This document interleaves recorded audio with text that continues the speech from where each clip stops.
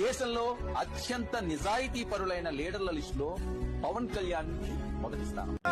చాలా పిల్లలు అవస్థపడుతూ ఈరోజు 2 కిలోమీటర్ల దూరంలో వెళ్ళి చదువుకుంటున్నారు. ఇది పాడేరు 15 కిలోమీటర్ల దూరంలో ఉంది కాబట్టి ఇది గమనించవలసిందిగా కోరుతూ ఆ గ్రామానికి స్కూల్ సదుపాయం కల్పించాల్సి, రోడ్ సదుపాయం కల్పించాలని కోరుతున్నాం.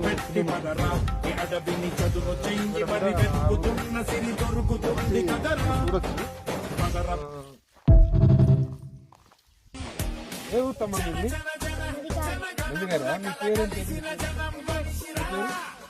మరి వెళ్తున్నారు ఓనూరు దేనికి వెళ్తున్నారు? మీ ఊర్లో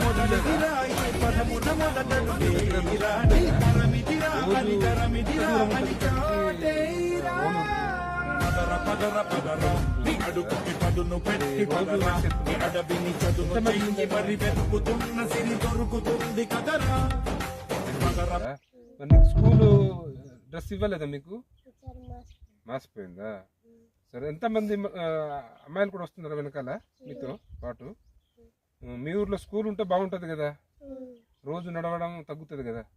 మరి వర్షాకాలం ఏం చేస్తారు మీరు? వెళ్ళరా? స్కూల్కి వెళ్ళకుండా ఆగుతారా? సరే సరే, అయితే ఓకే. మీ ఊర్లో స్కూల్ పెట్టేటట్టు అధికారులకు చెప్దాంలే, సరేనా? Okay, right. అవును, దేనికి వెళ్తున్నారు? స్కూల్కా? మీ ఊర్లో స్కూల్ లేదా? మీది ఏ ఊరు? నందిగారేనా? ఎంతమంది మొత్తం చదువుతున్నారు అక్కడ? మీ ఊరు నుంచి ఎంతమంది చదువుతున్నారు? 9 మెంబర్సా? మరి 9 మెంబర్స్ మీరు ముగ్గురే ఉన్నారు, ఇంకో 2 వెళ్ళారటు? రాలేదా ఈరోజు? ఆబ్సెంటా? మరి మీ ఊర్లో స్కూల్ ఉంటే బాగుంటుందా? సో ఓకే, బాగా చదువుకుంటూ అయితే ఐటీడీ పిఓ గారికి అడుగుదాము మీ ఊర్లో స్కూల్ ఏర్పాటు చేయమని.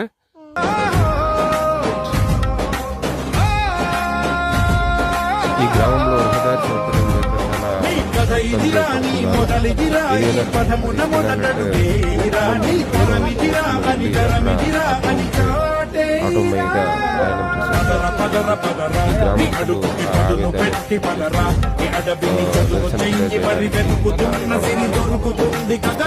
చూడొచ్చు. కాబట్టి ఆ గ్రామానికి రహదారి సౌకర్యం వెంటనే కల్పించాలని డిమాండ్ చేస్తున్నాం.